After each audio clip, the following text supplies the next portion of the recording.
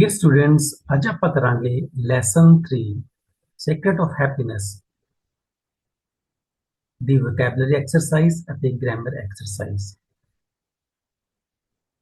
ਇਹ ਆਪਣੇ ਲਈ ਬਹੁਤ ਇੰਪੋਰਟੈਂਟ ਹੈ ਕਿਉਂਕਿ ਇਸ ਵਾਰ ਪੇਪਰ ਪੈਟਰਨ ਚੇਂਜ ਹੋਇਆ ਹੈ, ਜਿਹਦੇ ਵਿੱਚ ਕੁਐਸਚਨਸ ਜਿਹੜੇ ਨੇ ਉਹ ਲੈਸਨ ਦੇ ਵਿੱਚੋਂ ਵੀ ਪੁੱਛੇ ਜਾਣੇ ਨੇ ਅਤੇ ਜਿਹੜੇ ਲੈਸਨ ਦੀ ਬੈਕ ਐਕਸਰਸਾਈਜ਼ ਦੇ ਵਿੱਚ ਦਿੱਤੇ ਹੋਏ ਨੇ ਉਹਨਾਂ ਦੇ ਵਿੱਚੋਂ ਵੀ ਕੁਐਸਚਨਸ ਪੁੱਛੇ ਜਾਣੇ ਨੇ। ਵੋਕੈਬਲਰੀ ਐਕਸਰਸਾਈਜ਼ ਆਪਾਂ ਕਰਨ ਜਾ ਰਹੇ ਹਾਂ। ਪਹਿਲਾ ਕੁਐਸਚਨ ਦਿੱਤਾ ਹੋਇਆ ਹੈ, give the synonyms of the words ਜਿਹੜੇ ਆਪਾਂ ਨੂੰ ਦਿੱਤੇ ਹੋਏ ਨੇ। ਇਹ ਵਰਡ ਆਪਾਂ ਨੂੰ ਆਪਣੀ ਬੁੱਕ ਐਕਸਰਸਾਈਜ਼ ਵਿੱਚ ਦਿੱਤੇ ਹੋਏ ਨੇ। ਆਪਾਂ ਇਹਨਾਂ ਸਾਰੇ ਹੀ ਵਰਡਸ ਦੇ ਸਿਨੋਨਿਮਸ ਜਿਹੜੇ ਨੇ ਉਹ ਆਪਾਂ ਇੱਥੇ ਲਿਖੇ ਨੇ ਤਾਂ ਕਿ ਇਹਨਾਂ ਦੇ ਵਰਡ ਦੇ ਮੀਨਿੰਗ ਜਿਹੜੇ ਆ ਉਹ ਆਪਾਂ ਨੂੰ ਕਲੀਅਰ ਹੋ ਜਾਣ। ਤਾਂ ਇਹ ਤੁਸੀਂ ਸਿਨੋਨਿਮਸ ਜਿਹੜੇ ਵਰਡਸ ਨੇ ਉਹ 2-2 3-3 ਯਾਦ ਕਰਨੇ ਨੇ ਤਾਂ ਕਿ ਤੁਹਾਡੀ ਵੋਕੈਬ ਜਿਹੜੀ ਉਹ ਚੰਗੀ ਤਰ੍ਹਾਂ ਵਧੀਆ ਹੋ ਸਕੇ। ਇਲਸਟ੍ਰੇਸ਼ਨ ਦਾ ਮਤਲਬ ਹੁੰਦਾ ਹੈ ਐਗਜ਼ਾਮਪਲ, ਪਿਕਚਰ ਦਿਖਾਣੀ ਜਾਂ ਡੈਮੋਨਸਟ੍ਰੇਸ਼ਨ। ਇਸ ਤਰ੍ਹਾਂ ਤੁਸੀਂ 2-2 3-3 ਲਰਨ ਕਰਨੇ ਨੇ। ਉਸ ਤੋਂ ਬਾਅਦ ਸੈਕਿੰਡ ਦੇ ਵਿੱਚ ਆਪਾਂ ਦਿੱਤਾ ਹੋਇਆ ਐਂਟੋਨਿਮਸ ਦੱਸਣੇ ਨੇ। ਐਂਟੋਨਿਮਸ ਜੀ ਵੀ ਆਪਾਂ 2-2 3-3 ਲਿਖੇ ਨੇ। ਡਿਸਟਰੋਏ ਦਾ ਮਤਲਬ ਹੁੰਦਾ ਹੈ ਖਰਾਬ ਕਰਨਾ, ਨਸ਼ਟ ਕਰਨਾ। ਉਸੇ ਤਰ੍ਹਾਂ ਹੀ ਕ੍ਰੀਏਟ ਬਣਾਉਣਾ, ਬਿਲਡ ਬਣਾਉਣਾ। ਪ੍ਰੀਜ਼ਰਵ ਦਾ ਮਤਲਬ ਸੁਰੱਖਿਅਤ ਕਰਨਾ। ਆਪੋਨੈਂਟ ਜਿਹੜਾ ਵਿਰੋਧੀ ਹੋਵੇ ਉਹ ਹੁੰਦਾ ਹੈ। ਸਪੋਰਟਰ, ਟੀਮਮੇਟ, ਇਹ ਆਪਾਂ ਐਂਟੋਨਿਮਸ ਦੇ ਨਾਲ ਜੋੜੇ ਨੇ। ਉਸੇ ਤਰ੍ਹਾਂ ਹੀ ਸ਼ੇਕੇਬਲ, ਫਰਮ, ਅਨਸ਼ੇਕੇਬਲ, ਰੈਸੋਲਿਊਟ। ਉਸੇ ਤਰ੍ਹਾਂ ਹੀ optimism, strength, ordinary, ignorance, real, fact ਅਤੇ ਪਰਸੀਅਸ। ਇਹ ਸਾਰੇ ਆਪਾਂ ਇਸ ਤਰ੍ਹਾਂ ਇਹਨਾਂ ਦੇ ਸਿਨੋਨਿਮਸ ਅਤੇ ਐਂਟੋਨਿਮਸ ਆਪਾਂ ਲਰਨ ਕਰਨੇ ਹਨ। ਉਸ ਤੋਂ ਬਾਅਦ ਆ ਜਾਂਦੀ ਆਪਣੀ ਵਨ ਵਰਡ ਐਕਸਰਸਾਈਜ਼। ਆਪਾਂ ਨੂੰ ਇੱਕ ਸੈਂਟੈਂਸ ਦਿੱਤਾ ਹੋਇਆ ਹੈ। ਇਹ ਸਾਰੇ ਦੀ ਸਾਰੀ ਐਕਸਰਸਾਈਜ਼ ਆਪਣੀ ਵੋਕੈਬਲਰੀ ਦੀ ਹੈ, ਜਿਹੜੀ ਗ੍ਰਾਮਰ ਬੁੱਕ ਦੇ ਵਿੱਚ ਵੀ ਦਿੱਤੀ ਹੋਈ ਹੈ ਅਤੇ ਆਪਣੇ ਲੈਸਨਸ ਦੇ ਪਿੱਛੇ ਵੀ ਦਿੱਤੀ ਹੋਈ ਹੈ। ਆਪਾਂ ਗ੍ਰਾਮਰ ਬੁੱਕ ਦੇ ਵਿੱਚ ਵੀ ਵੋਕੈਬਲਰੀ ਐਕਸਰਸਾਈਜ਼ ਕਰਨੀਆਂ ਨੇ ਅਤੇ ਇਹ ਐਕਸਰਸਾਈਜ਼ ਵੀ ਆਪਾਂ ਨੂੰ ਜ਼ਰੂਰੀ ਹੈ, ਇੰਪੋਰਟੈਂਟ ਹੈ। Science that studies the working of human mind, ਉਸ ਨੂੰ ਆਪਾਂ ਕਵਾਂਗੇ psychology. A speech from the pulpit in a church sermon. One who believes in the bright side of things, ਉਹਨੂੰ ਕਹਿੰਦੇ ਆਪਾਂ optimist. Daily or periodic paper that gives news or views, ਉਹਨੂੰ ਆਪਾਂ ਕੀ ਕਵਾਂਗੇ? newspaper ਕਵਾਂਗੇ। One who does not believe in God, atheist, ਇਹ ਆਪਾਂ one word ਕੀਤੇ। ਉਸ ਤੋਂ ਬਾਅਦ ਆਪਾਂ ਨੂੰ ਪੇਅਰਸ ਆਫ ਵਰਡ ਦਿੱਤੇ ਹੋਏ ਨੇ, ਜਿਵੇਂ ਕਿ ਆਪਣੀ ਗ੍ਰਾਮਰ ਬੁੱਕ ਦੇ ਵਿੱਚ ਵੀ ਦਿੱਤੇ ਹੋਏ ਹੈ। ਹੋ ਸਕਦਾ ਹੈ ਕਿ ਇਹ ਸੇਮ ਹੀ ਹੋਣ ਜਿਹੜੇ ਆਪਣੀ ਗ੍ਰਾਮਰ ਬੁੱਕ ਦੇ ਵਿੱਚ ਦਿੱਤੇ ਹੋਣ, ਪਰ ਆਪਾਂ ਇਹ ਵੀ ਕਰਨੇ ਆ ਤੇ ਉਹ ਵੀ ਕਰਨੇ ਆ। ਬਰਥ, ਜਨਮ। ਦੂਜਾ ਬਰਥ, ਜਿਹੜੀ ਆਪਾਂ ਟ੍ਰੇਨ ਦੇ ਵਿੱਚ ਸੀਟ ਨੂੰ ਰਿਜ਼ਰਵ ਕਰਦੇ ਹਾਂ, ਉਹ ਇੱਕ ਬਰਥ ਹੈ।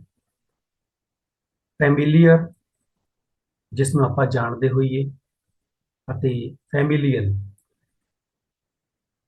They share strong familial bonds and always support each other. Gate, please close the front gate when you leave. Second gate, the injured horse walked with an uneven gait. Adept ਅਤੇ adept, ਇਹਨਾਂ ਦੇ sentence ਆਪਾਂ ਲਿਖੇ ਹੈ। Mental, second mental. Route, ਜਿਵੇਂ ਜੜ ਹੁੰਦੀ ਹੈ ਕਿਸੇ ਪੇੜ ਦੀ, ਰੁੱਖ ਦੀ, ਤੇ ਇੱਕ ਰੂਟ ਕੋਈ ਰਸਤਾ ਜਿਹਦੇ ਤੋਂ ਆਪਾਂ ਜਾਂਦੇ ਹਾਂ। Peace, two countries finally signed peace treaty. Peace ਦਾ ਮਤਲਬ ਸ਼ਾਂਤੀ ਅਤੇ ਪੀਸ ਇਹਦਾ ਮਤਲਬ ਹੁੰਦਾ ਹੈ ਟੁਕੜਾ। ਨੈਕਸਟ ਆ ਗਈ ਗ੍ਰਾਮਰ ਐਕਸਰਸਾਈਜ਼, ਜਿਹਦੇ ਵਿੱਚ ਆਪਾਂ ਆਰਟੀਕਲ ਫਿਲਅਪ ਕਰਨੇ ਨੇ। ਆਰਟੀਕਲ ਦੇ ਸਿੰਪਲ ਰੂਲ ਨੇ। ਆਰਟੀਕਲ 3 ਤਰ੍ਹਾਂ ਦੇ ਨੇ, ਏ, ਐਨ ਅਤੇ ਦ। ਏ ਅਤੇ ਐਨ ਦੋਵੇਂ ਹੀ ਕਾਮਨ, ਕਾਊਂਟੇਬਲ ਅਤੇ ਸਿੰਗੂਲਰ ਲਈ ਆਉਂਦੇ ਨੇ। ਏ ਜਿਹੜਾ ਉਹ ਕੌਨਸੋਨੈਂਟ ਸਾਊਂਡ ਲਈ ਵਰਤਿਆ ਜਾਂਦਾ ਹੈ ਤੇ ਐਨ ਜਿਹੜਾ ਹੈ ਉਹ ਵੋਵਲ ਸਾਊਂਡ ਲਈ ਵਰਤਿਆ ਜਾਂਦਾ ਹੈ। ਡੋਗ ਸਿੰਗੂਲਰ ਹੈ ਕਿਉਂਕਿ ਅੱਗੇ ਇਜ਼ ਲੱਗਿਆ ਹੈ ਤਾਂ ਆਪਾਂ ਏ ਲਿਖਾਂਗੇ। ਫੇਥਫੁਲ ਐਨੀਮਲ, ਇੱਥੇ ਵੀ ਆਪਾਂ ਏ ਲਿਖਾਂਗੇ। ऑनेस्ट वोवल साउंड है, सिंगुलर है, इस करके एन लिखांगे। अमेरिकन वोवल साउंड है, सिंगुलर है, एन लिखांगे। यूरोपियन, इत्थे वोवल नाल शुरू हो रहा है वर्ड, पर साउंड जिहड़ी है वो कॉन्सोनेंट है, इस करके आप ए लिखांगे। गोल्डन टेंपल कोई विशेष है, स्पेशल नाउन है, प्रॉपर नाउन है, इस करके आप द लिखांगे। हिमालय, ये भी विशेष है, द लिखांगे। अम्ब्रेला वोवल साउंड है, एन लिखांगे। कैपिटल ऑफ पंजाब, द लिखांगे। कारण की है क्योंकि umbrella starts with vowel sound और यहाँ पर ज्योग्राफिकल टाइटल है, ठीक है। ये सारे ਜਿਹੜੇ यूज ने ਤੁਹਾਨੂੰ ਇੱਥੇ ਦਿੱਤੇ ਹੋਏ ਨੇ ਤਾਂ ਕਿ ਤੁਸੀਂ ਚੰਗੀ ਤਰ੍ਹਾਂ ਸਮਝ ਸਕੋ। ਪੈਸਿਵ ਵੌਇਸ ਹੈ, ਨੋਨ ਦੇ ਨਾਲ ਆਪਾਂ ਕੀ ਕਰਾਂਗੇ, ਵੈਸੇ ਤਾਂ ਪੈਸਿਵ ਦੇ ਵਿੱਚ ਬਾਏ ਪ੍ਰੈਪੋਜੀਸ਼ਨ ਆਪਾਂ ਲਾਉਂਦੇ ਆ, ਪਰ ਨੋਨ ਜਿਹੜੀ ਵਰਬ ਹੈ ਉਹਦੇ ਨਾਲ ਟੂ ਲੱਗਦਾ ਹੈ, ਤਾਂ ਇਹ ਆਪਾਂ ਟੂ ਹੀ ਲਾਣਾ ਹੈ ਬਾਈ ਦੀ ਥਾਂ। They shot my help was shot by them, ਕਿਉਂਕਿ ਸ਼ੋਟ ਸੈਕਿੰਡ ਫਾਰਮ ਹੈ, ਪਾਸਟ ਇੰਡੈਫਿਨਿਟ ਟੈਂਸ ਹੈ ਅਤੇ ਵਾਸ ਜਿਹੜਾ ਹੈ ਉਹ प्लस वर्ब की थर्ड फॉर्म के नाल आप ऐड करांगे। It is time to say good bye, it is time for good bye to be said. इस तरह के जिहड़े सेंटेंस ने जिन्हां च टू प्लस वर्ब की फर्स्ट फॉर्म लगी हुई है उन्होंने आप to plus be plus verb की थर्ड फॉर्म के नाल सॉल्व करांगे। The jug contains milk, milk is contained in jug, यहाँ पे बाय जग नहीं लिखांगे, आप इन जग लिखांगे, क्योंकि कई वर्ब इस तरह की नहीं जिहड़ी बाय दे नाल नहीं आप ਹੋਰ ਵਰਬ ਦੇ ਨਾਲ ਵੀ ਇਹਨਾਂ ਨੂੰ ਬਣਾ ਸਕਦੇ ਹਾਂ। Don't use foul language, let foul language not be used. Imperative sentence ਹੈ, ਲੈਟ ਨਾਲ ਆਪਾਂ ਬਣਾਵਾਂਗੇ। My father will receive me, I will received by my father। annoyed her, she was annoyed with, ਇਹਦੇ ਨਾਲ ਆਪਾਂ by ਨਹੀਂ ਲਾਵਾਂਗੇ, with ਲਾਵਾਂਗੇ। ਉਸ ਤੋਂ ਬਾਅਦ ਕੰਪੈरेटिव ਡਿਗਰੀਜ਼ ਆਪਾਂ ਲਿਖਣੀ ਹੈ, ਆਪਾਂ ਨੂੰ ਬ੍ਰੈਕਟ ਦੇ ਵਿੱਚ ਦਿੱਤੀ ਹੋਈ ਹੈ ਥਿਕ, ਆਪਾਂ ਲਿਖਾਂਗੇ ਥਿਕਰ, ਕਿਉਂਕਿ ਦੈਨ ਵਰਡ ਜਦੋਂ ਵੀ ਲੱਗਿਆ ਹੋਵੇਗਾ ਆਪਾਂ ਸੈਕਿੰਡ ਡਿਗਰੀ ਲਿਖਣੀ ਹੈ, ਤੇ ਜਿੱਥੇ ਦ ਲੱਗਿਆ ਹੋਇਆ ਹੈ ਉੱਥੇ ਆਪਾਂ ਸੁਪਰਲੇਟਿਵ ਡਿਗਰੀ ਲਿਖਣੀ ਹੈ, ਯਾਨੀ ਥਰਡ ਡਿਗਰੀ ਲਿਖਣੀ ਹੈ। ਲਾਰਜ ਦੀ ਹੋ ਜਾਏਗੀ ਲਾਰਜੈਸਟ, ਇੱਥੇ ਦੈਨ ਹੈ, ਸੈਕਿੰਡ ਲਿਖਾਂਗੇ ਈਜ਼ੀਅਰ। ਮਚ ਬੈਟਰ, ਮਚ ਲੱਗਿਆ ਹੋਇਆ ਤਾਂ ਆਪਾਂ ਲਿਖਾਂਗੇ ਬੈਟਰ, ਦੈਨ ਲੱਗਿਆ ਹੋਇਆ ਤਾਂ ਆਪਾਂ ਲਿਖਾਂਗੇ comparative degree better, late than never. Non finites लिखने हैं, नॉन फाइनाइट्स ਜਿਹੜੇ ਆ ਉਹ ਤਿੰਨ ਤਰ੍ਹਾਂ ਦੇ ਹੁੰਦੇ ਹੈ। ਇਨਫਿਨਿਟਿਵ ਜਿਹੜਾ ਟੂ ਲਾ ਕੇ ਵਰਬ ਦੀ ਫਸਟ ਫਾਰਮ ਆਪਾਂ ਲਾ ਕੇ ਬਣਾਉਂਦੇ ਆ, ਅਤੇ ਜਰੰਡ ਪਲੱਸ ਪਾਰਟਿਸਿਪਲ।